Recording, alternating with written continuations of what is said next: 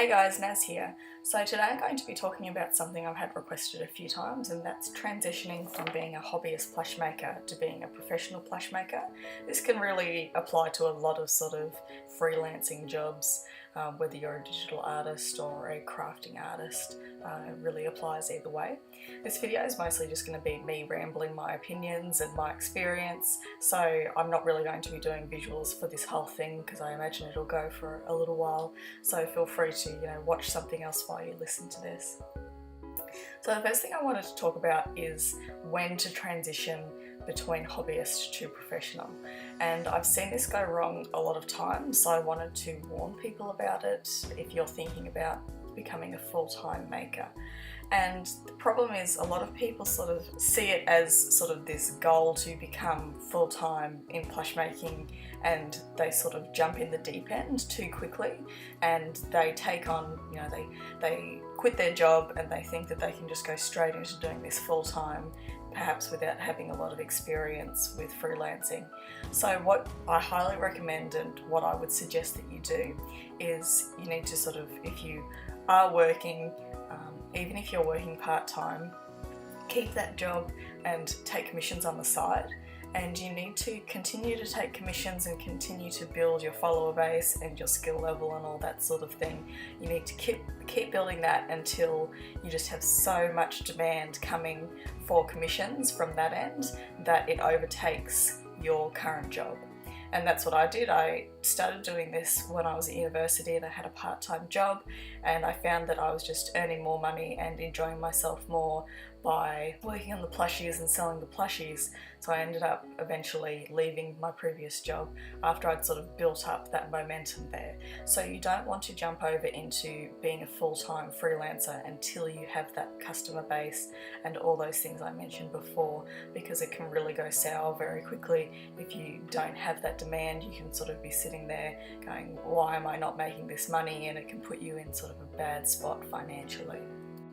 So on the topic of money, the one thing you're going to need to do is bookkeeping that you probably weren't doing previously. I hate this part, but unfortunately it's just a part of doing it professionally and declaring and having it all, above board, and not doing anything sort of under the table. So I'm not a professional when it comes to bookkeeping. I hate it. I personally think I'm not very good at it, but I have had a bit of experience over the years dealing with my tax agent and dealing with that sort of thing.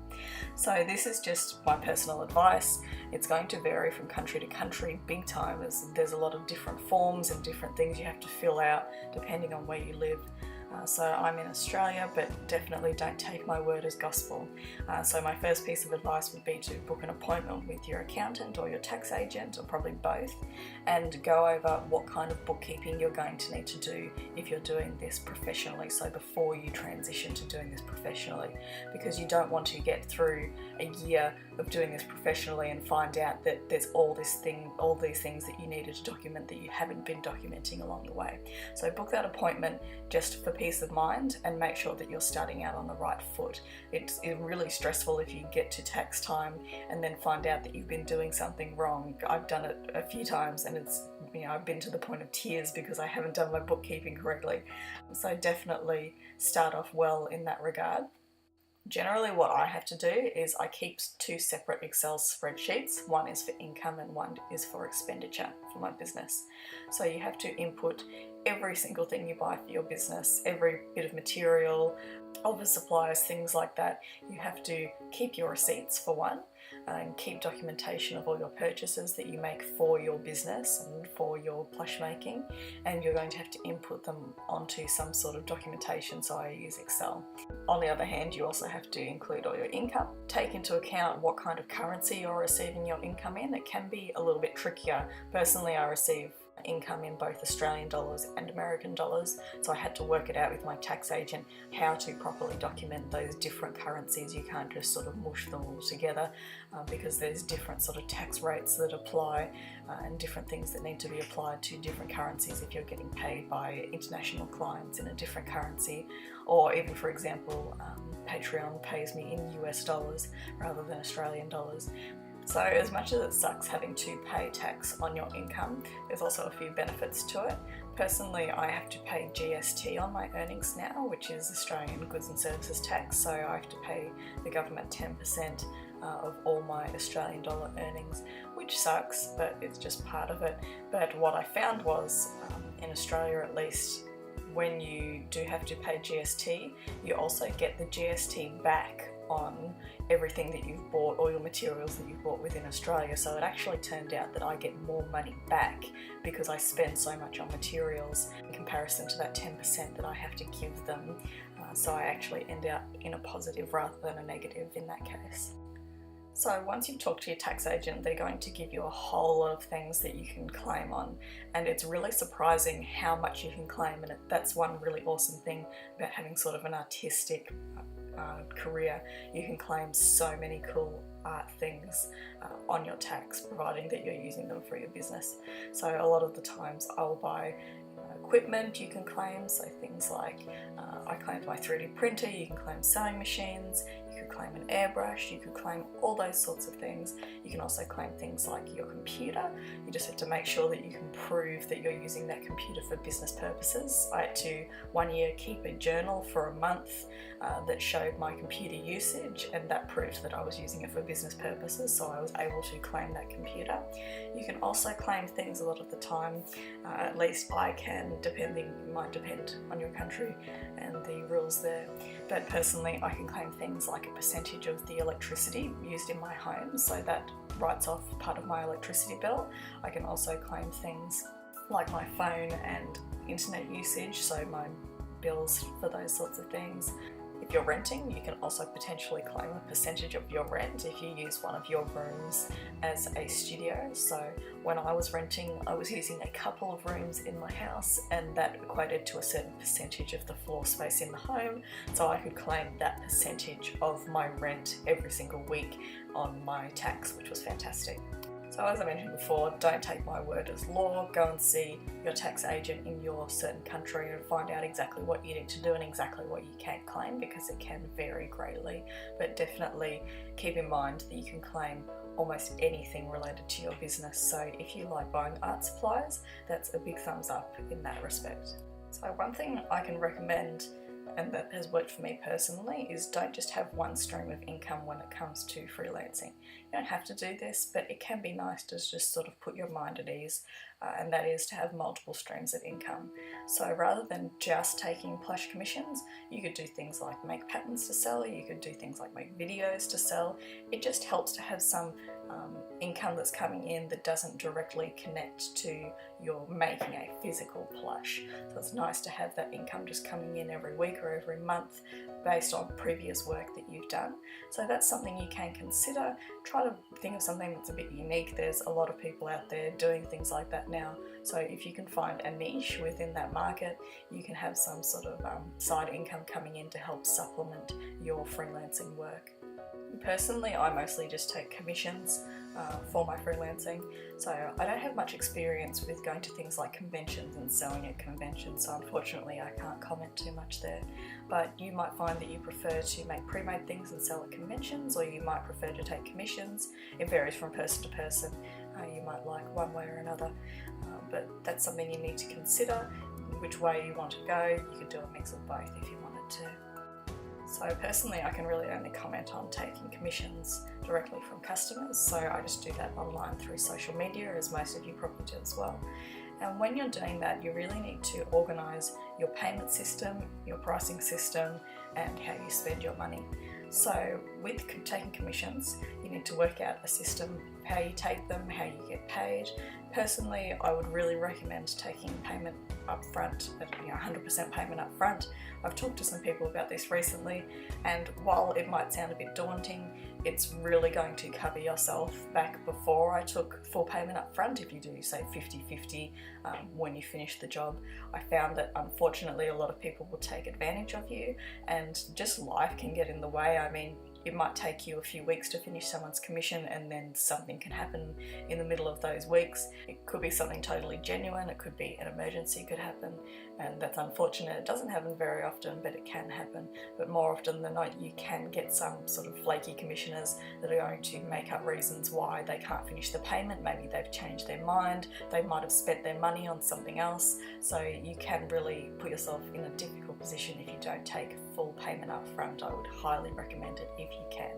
Or another option that I would recommend, and something that I do, is you can take payment plans and things like that, which helps out people with paying off larger projects, but you don't actually start the project or send it off until the payment is received in full.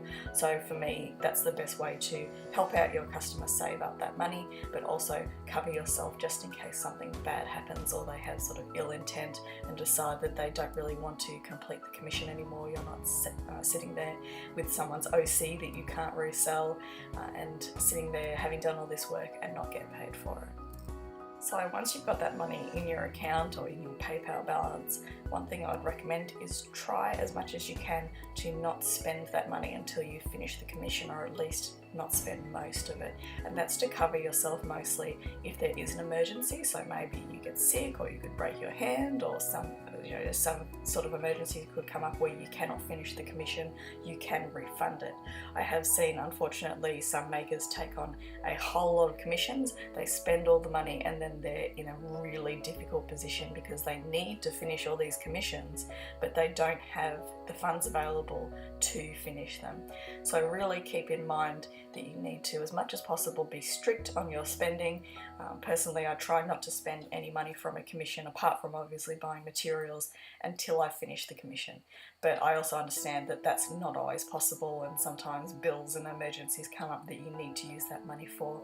But just keep that in mind. Try not to take on a whole bunch of commissions, spend the money, and then not have the capacity to finish those commissions, because that is a really rough spot to be in from both the commissioner and the artist that's making the work. On the topic of pricing, once you're doing this full-time, or if this is one of your major streams of income, you really need to assess your pricing regularly and make sure that you're not undercharging for your time.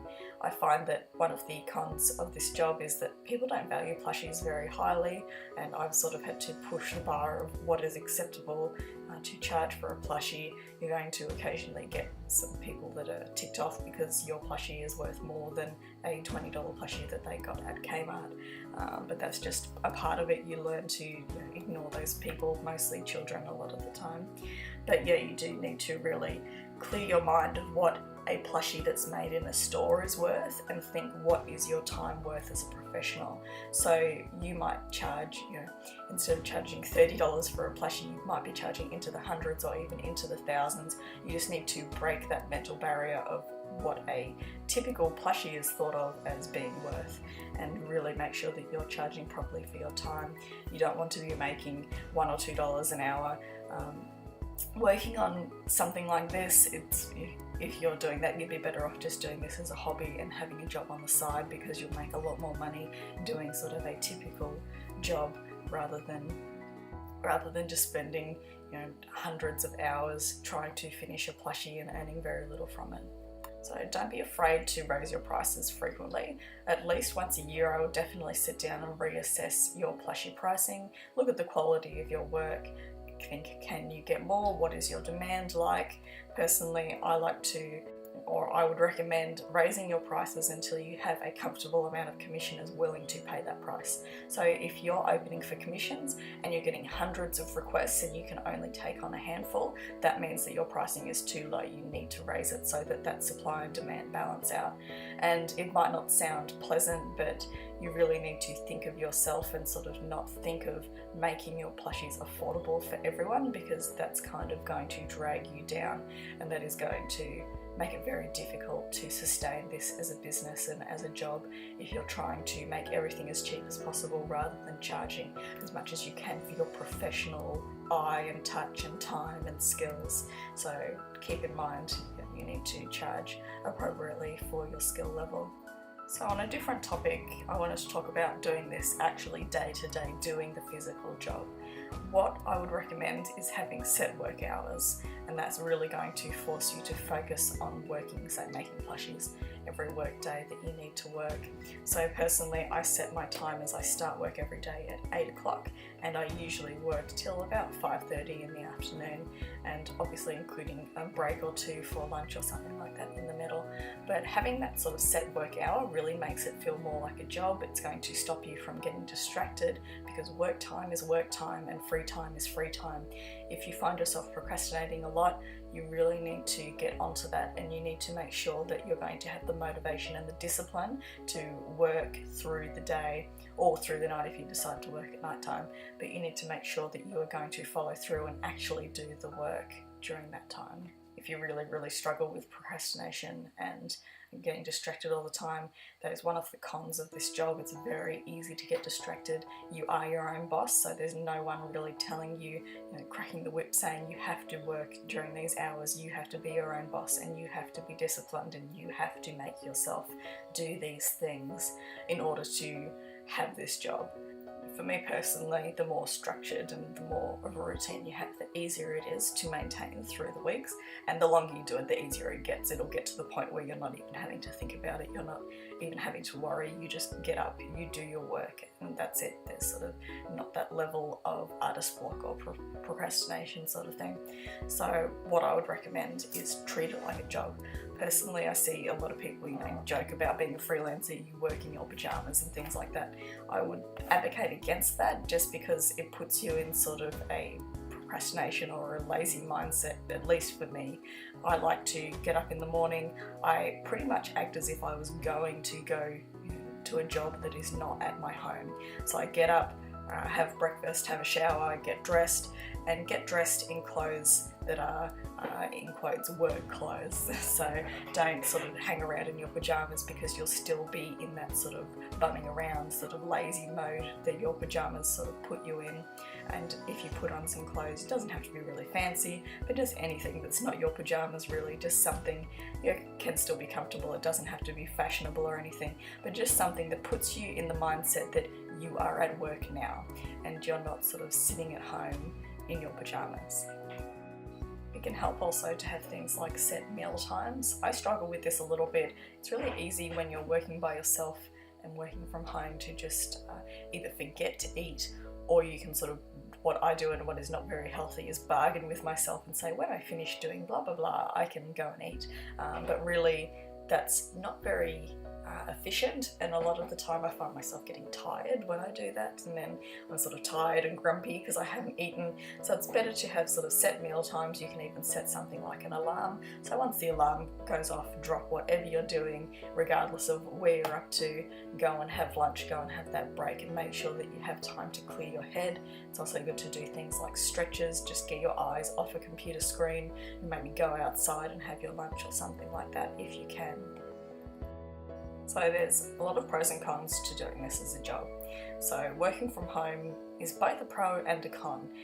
It's a pro in a lot of ways financially, because you don't need to have a car to drive to work, you're not spending money on fuel, you're not spending money potentially eating out all the time. It's much more cost effective just to eat whatever you have at home, make your own lunch and things like that. But also there are a few cons. Working from home can be quite lonely, I find. It's not always so good for your mental health. If you struggle with things like anxiety or depression, can potentially make them a little bit worse, just because you're stuck alone with your own thoughts all the time. That's something that I've struggled with a little bit, and I've noticed some other freelancers struggle with a little bit. But just keep that in mind and keep an eye on your mental health, and follow good practices. If you need to seek help, then do so. It can really help you out in that respect. But other good things about working from home, you don't have to work with retail, with customers yelling at you all day, things like that. You don't have to sit in traffic, you don't have to take public transport, all those sorts of things. As I mentioned before, another con is it's really easy to get distracted if you're working by yourself. You're usually sitting in front of a computer or something like that. So it can be really easy to get distracted, but on the other hand, you can watch a lot of cool things or listen to a lot of cool things while you're working. I like to listen to like podcasts and Dungeons and Dragons playthroughs and stuff like that. So if you can get a healthy balance, it can be really nice and relaxing, especially if you're like me and you're a bit of an introvert. I really don't like talking to people for long periods of time. I find it a bit stressful. So it is nice to work from home and just sort of be in my own little bubble. One thing that I found difficult before I moved out of home was that a lot of people don't really take what you're doing as work. It's like they don't really treat you like you are working or at work. So it can be difficult trying to explain to people that I am busy and I am working during these set hours. A lot of the time you can get people thinking, oh, you know, you should just come out, we should go out and do these things, or you might need to, can you do this around the house, can you take someone to do this or something, you know. People just want you to help out a lot during the day if you're home all the time working freelancing.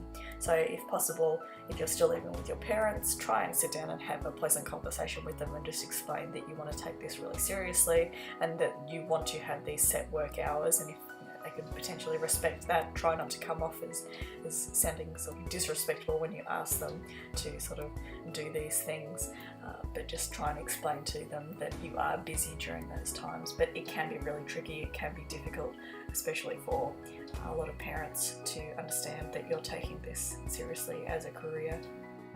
And that's pretty much all I think I need to cover on this, but if you ever have any questions, send me a message. This was just sort of off the cuff, me talking about my experiences and what I would recommend you do. But you know, don't take my word as gospel. You might want to tackle it a different way. This is just what I would personally recommend. But I hope you guys found this video useful. And yeah, if you ever have a question, feel free to send me a private message and I can hopefully give you some sort of advice or help you out. But anyway, I'll see you in the next one. Bye.